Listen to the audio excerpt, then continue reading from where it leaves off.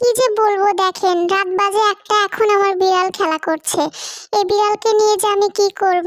রাত বাজে একটা, আমি কি ওর বসে বসে খেলা দেখবো? আমার ঘুমাইতে হবে না? এই তুই ঘুমাবি না? তোর জন্য কি আমি রাতে বসে থাকবো? ঘুমা চল। খেলা হয়েছে, খেলছে। আমার ঘুম নষ্ট করে উনি খেলছে, দেখো না। থাক, তুই বসে বসে খেলা কর আর আমি ঘুম পাড়ি।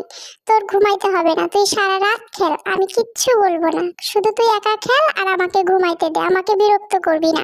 আমি এখন ঘুমাবো আর তুই সারা রাত খেলবি। আমার কোনো দরকার নেই তোর খেলা দেখার। সারাটা দিন খায় আর ঘুম পাড়ে, সারাটা দিন খায় আর ঘুম পাড়ে, আর রাত হলে ওনার খেলা।